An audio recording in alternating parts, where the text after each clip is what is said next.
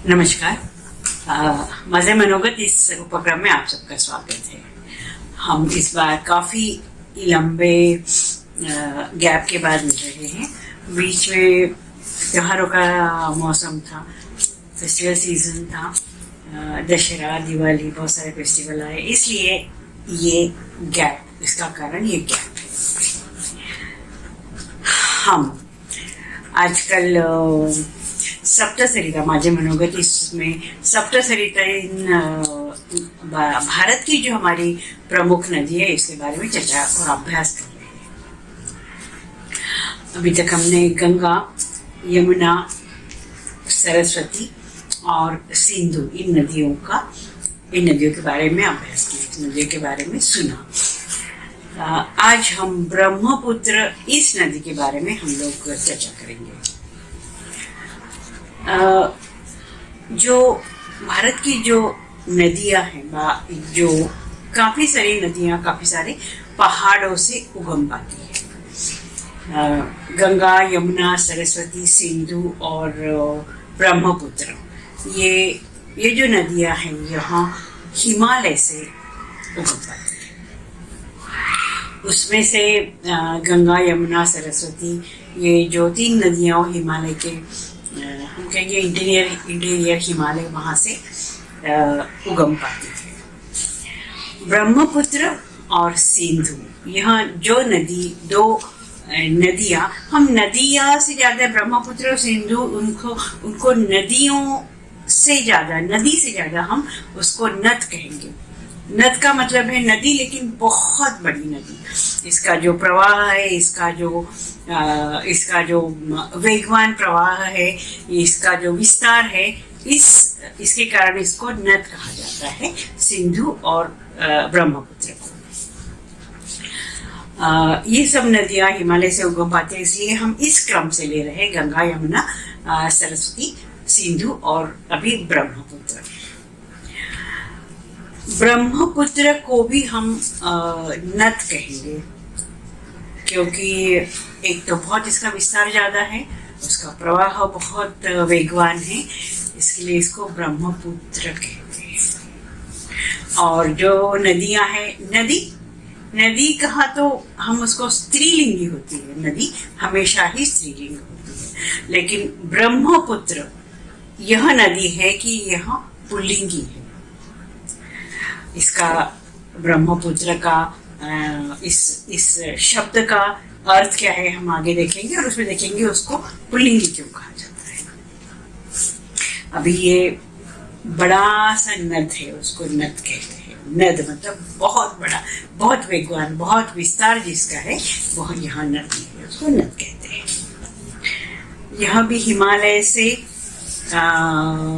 इसका उगम जो है हिमालय में होता है, लेकिन इसका जो उगम जो है वो तिब्बत, इस प्रदेश में पुरंग जिले में मानस सरोवर झील है, जो हमारा एक पवित्र स्थान माना जाता है।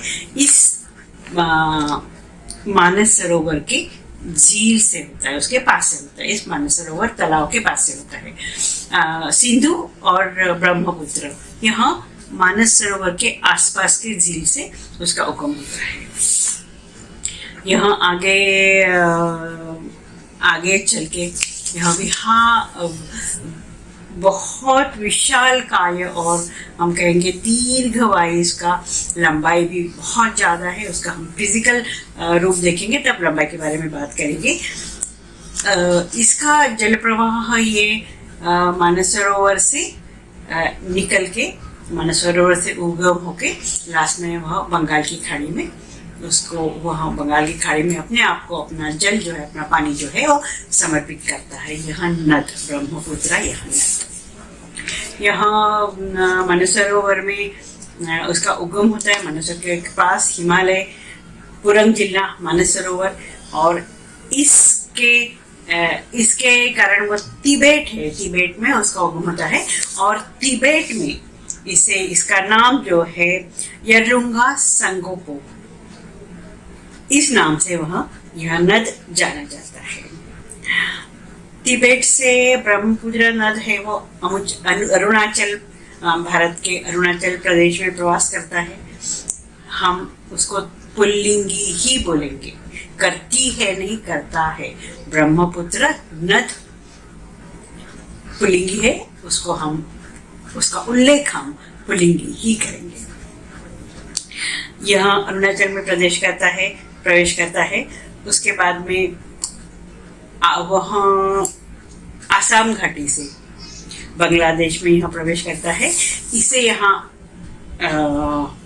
बांग्लादेश में यहाँ इसको जमुना के नाम से जाना जाता है।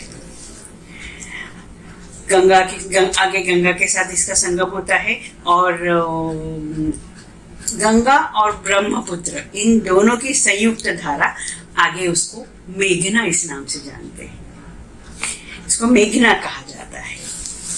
यहाँ ब्रह्मपुत्र एक उसको हम क्या कहेंगे, वो घोड़े का नाल होता है। इस तरह से घोड़े का नाल के मतलब ऑलमोस्ट यू जो शेप होता है, यू अंग्रेजी यू शब्द का जो शेप होता है, उस शेप में बहती है। और जो वो बीच का जो प्रदेश है वह उसको सुजलाम सुफलाम करते हुए वहाँ उस क्षेत्र को सुंदरबन कहा जाता है। सुंदरबन का नाम हम सुनते ही है और उस सुंदरबन का निर्माण करती है। और उसके बाद सुंदरबन का निर्माण करके वहाँ बंगाल की खाड़ी में जाके उसको वहाँ मिल जाती है। बंगाल की खाड़ी में अपना जल जो है वो अर्पण कर देती है। ब्रह्मपुत्र की जो नदी है उसको जो मिलने वाली नदी है उसको उसके जो बाएं से मतलब लेफ्ट से जो नदी बहती है वो एक दिग नदी का नाम है दिग नदी, लोहित नदी, धनसिरी और कोलंगयो नदियाँ यहाँ बहती है। यहाँ हमारे नोन नाम नहीं है, इसलिए इसको पढ़ना पड़ता है। पढ़ने से उसको मतलब हमारे नोन नहीं है ना गंगा यमुना, उसलिए तो हम उसको जानते हैं। और उसके बाद में उसको उसके दाएं यानी राइट साइड में जो नदियाँ उसे आके मिलती है, उसकी सहायक नदी है वो है कामेंग, मानस, रैडक, जलंधर, तीस्ता और सुबनगिरी। ये नदियाँ उसके दाएं से आके बहती है और उसको मिलती है और उसके साथ साथ आगे चलती है। ब्रह्मपुत्र की जो लंबाई है उसके उगम से लेके उसके बंगाल की खाड़ी में जब मिलने का जो उसका उगम है, वहाँ उसकी जो पूरी लंबाई है उगम से लेके उसको बंगाल के खाड़ी में जब वो मिलती है उसकी लंबाई है 2905 किलोमीटर। इतनी लंबी दीर्घ प्रवाही यह नदी है, नद है राधर। इतनी लंबी नदी है, इसके लिए उसको नद कहा जाता है। अभी हम देखेंगे ब्रह्मपुत्र का अर्थ। ब्रह्मपुत्र सीधा है ब्रह्मा का पुत्र। ब्रह्मा जो देवता है, ब्रह्मा विष्णु महेश के एक देवता है, उनका जो पुत्र यह ब्रह्मपुत्र कहा जाता है। इसके आगे यहाँ इसके पीछे एक हम कहेंगे इस नदी के पीछे एक कहानी भी है। यह कहानी आती है कालिका पुराण से। कालिका पुराण से यह कहानी आती है कि ब्रह्मा जो है एक शांतनु ऋषि के जो ऋषि की पत्नी थी, उसका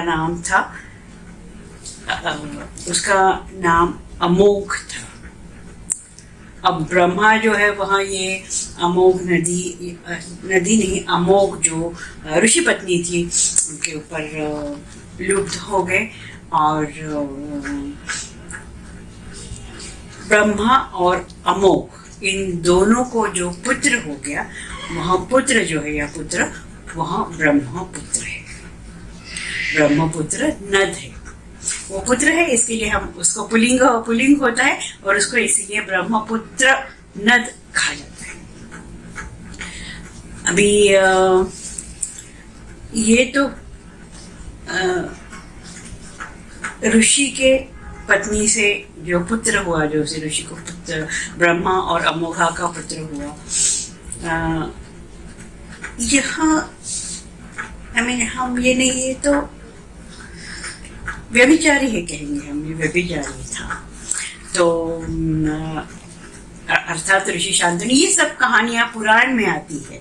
तो ये जो कालिका पुराण में दिया है वही कहानी मैं कह रही हूँ। इसमें कितना किस तरह से हमको लेना है वह हमको देखना है, इसको किस तरह से हम इसको ले, किस दृष्टि से ले। तो अर्थात ऋषि शांतनु को यह बात ऑफकोर्स पसंद नहीं आई, इसलिए उन्होंने वो जो पुत्र जैसे ही जन्मा वैसे ही उसको एक जगह रख दिया, और वहाँ जिस जगह रख दिया वो है 4 पर्वत थे, और 4 पर्वत के बीच में उसको रख दिया है।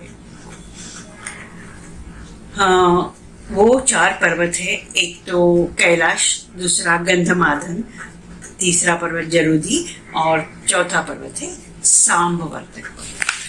यह 4 पर्वतों के बीच में इस पुत्र को रख दिया। अब ये जो 4 पर्वत है उसका जो बीच में रखा है, जो बीच में जगह है, उस जगह को ब्रह्म कुंड कहा जाता है। और जबकि भगवान ब्रह्म का पुत्र है, इसके लिए वह जो ब्रह्म कुंड है वह बहुत ही पवित्र माना जाता है। चाहे ब्रह्मपुत्र का जन्म नहीं सीधे तरीके से नहीं हुआ है, शादी करके नहीं हुआ है, विवाह करके नहीं हुआ है, लेकिन वो ब्रह्मा का पुत्र है, इसके लिए उसका बहुत महत्व है और वह पवित्र माना जाता है। अब इसको हम we have to take it with a pinch of salt. इस तरह से जो कहानी होती है, इस तरह से जो कथा होती है, we have to take with little bit pinch of salt, और then we have to digest it, we have to accept it. अब ये जो ब्रह्म कुंड है वो पवित्र माना जाता है, और इसका एक और इसके कहानी है कि जब परशुराम ने ऋषि परशुराम, हमको पता है जमदाग्नि और रेणुका के पुत्र थे। उन्होंने जमदाग्नि अपने पिता के कहने पे अपनी माँ रेणुका जो है उनकी हत्या की थी, और इस हत्या के पाप से कहा जाता है उनका जो परशु जो था वो काम नहीं कर रहा था। परशु जो है, क्योंकि परशु से उन्होंने रेणुका माता का जो सर जो है वो उसकी हत्या करने के लिए काटा था। इसके लिए उनका जो पाप था, मातृ हत्या का पाप था, वहाँ उनको किस तरह से उससे मुक्ति पाए यह उनको समझ में नहीं आ रहा था। इसके लिए वह बहुत जगह घूमे, और उनको एक संत ने उनको सलाह दी कि जो ब्रह्म कुंड जो है, जो ब्रह्मा का पुत्र जहाँ रखा है वहाँ कुंड है, वहाँ जाके तुम स्नान करो और अपने परशु को जो है वो उसको उसमें उस पानी से धो लो, तो तुम्हारा पाप की जो मुक्ति, मातृ हत्या की जो पाप है उससे तुम्हारी मुक्ति हो जाएगी। तो इस तरह से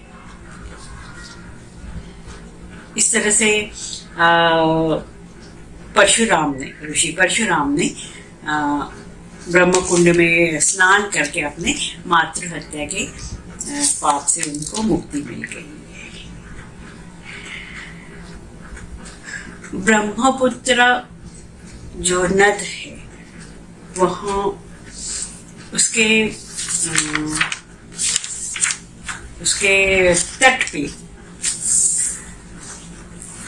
जो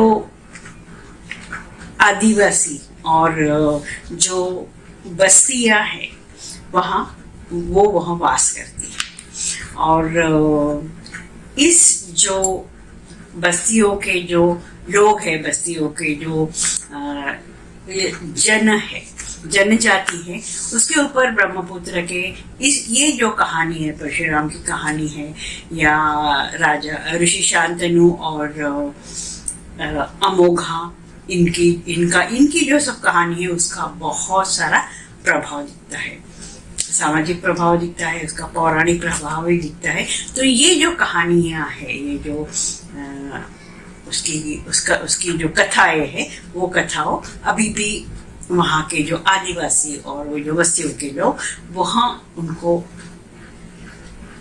वो मानते हैं। उसका बहुत सारा उनके ऊपर, उनके जनजाति पे, उनके जीवन पे बहुत प्रभाव होता है।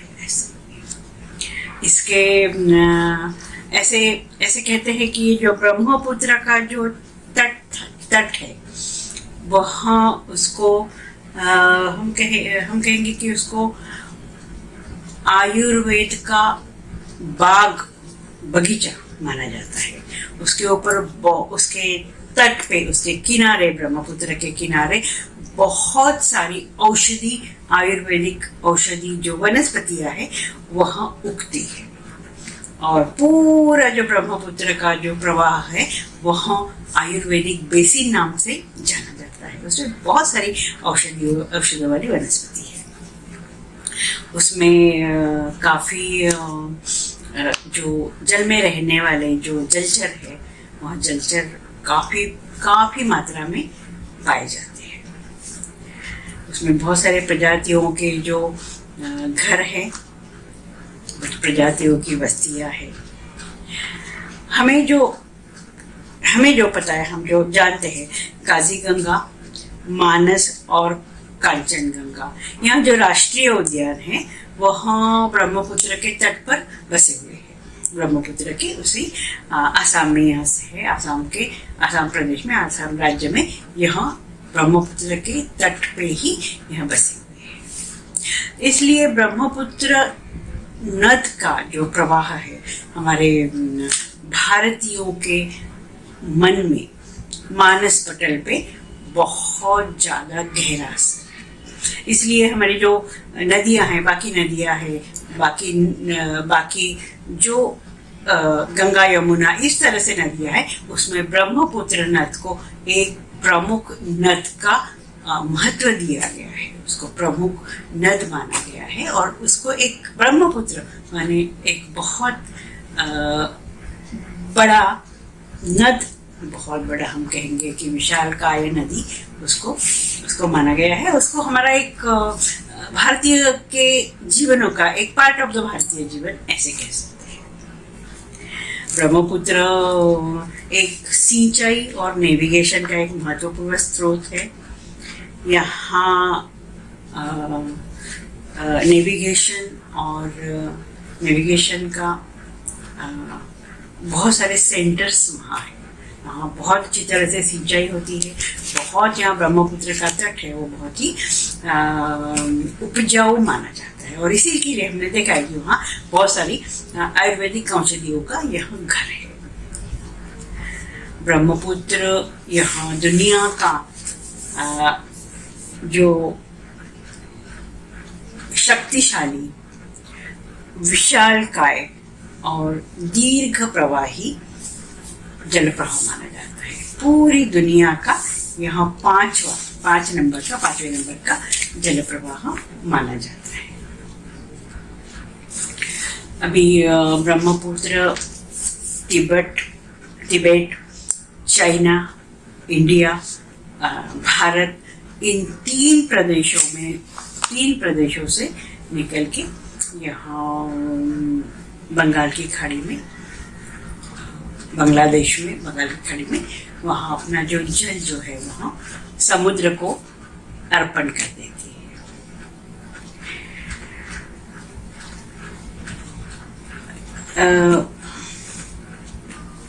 यहाँ एक रेफरेंस के लिए जब मैं ये किताबें देख रही थी तो काका कालेलकर, जो कि गांधी जी के बहुत ही ज्ञानी लेखक थे और महात्मा गांधी के साथ हो रहे हैं, उनका जीवन सारा महात्मा गांधी के साथ गया है।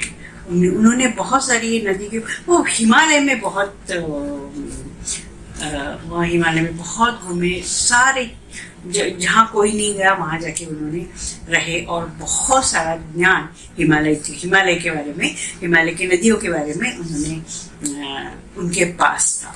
और उन्होंने एक किताब लिखी है, बहुत सुंदर किताब है, और उसमें ब्रह्मपुत्र के बारे में भी उन्होंने लिखा है। तो रेफरेंस के लिए मैं वो देख रही थी, तो उन्होंने लिखा है कि यह सारा वर्णन एकत्र करके अगर मैं ब्रह्मपुत्र को अपनी श्रद्धांजलि अर्पण करूं तो वह ब्रह्मपुत्र के लिए सच्ची श्रद्धांजलि होगी। ताकि ब्रह्मपुत्र के बारे में बहुत ज़्यादा जानकारी नहीं है, और काका कालेलकर जी कहते हैं कि मैंने ये सारी जो जानकारी है जो इकट्ठा करके मैंने आप लोगों के सामने रखी, तो यह मेरा ये ज्ञान आपके साथ बांटना यह ब्रह्मपुत्र के लिए श्रद्धांजलि होगी। बहुत सुंदर बात है बताई है उन्होंने। ब्रह्मपुत्र के बारे में उन्होंने जो अभ्यास किया वो उन्होंने बहुत विस्तार से इसके बारे में लिखा है। यहाँ काका कालेलकर कहते हैं कि यहाँ अनेक मुख वाला नदी होती है जो एक जगह से निकलती है, और उसके बाद उसको सारी नदियाँ मिलती है और वहाँ अपना पूरा प्रवास करके समुद्र से मिलती है। लेकिन जो नद है, यहाँ ब्रह्मपुत्र नद है, पुल्लिंगी है, नद कहा जाता है, पुरुष है, वो पुरुषलिंगी है। वहाँ बंगाल की उपसागर में, बंगाल की खाड़ी में, वहाँ अनेक मुखों से मिलता है, एक मुख से नहीं मिलता, अनेक मुख आके उसके बंगाल के उपसागर में मिलते हैं। तो इस तरह से ब्रह्मपुत्र, इस नद के बारे में बहुत ज़्यादा जानकारी तो नहीं, लेकिन जो कुछ भी जानकारी हो यहाँ मैंने आपके साथ शेयर करने का प्रयत्न किया है। आज हम यहीं रुकते हैं, और इसके बाद की जो नदियाँ हैं वहाँ अलग अलग कुछ सह्याद्री से उनका उगम होता है। तो हिमालय से निकलने की ये नदियाँ हैं, और बाकी प्रमुख नदियाँ, और बाकी जो अलग अलग पहाड़ों से निकलने वाली नदी है उसके बारे में चर्चा हम अगले क्लास में करेंगे। आज हम यहीं रुकते हैं। नमस्कार।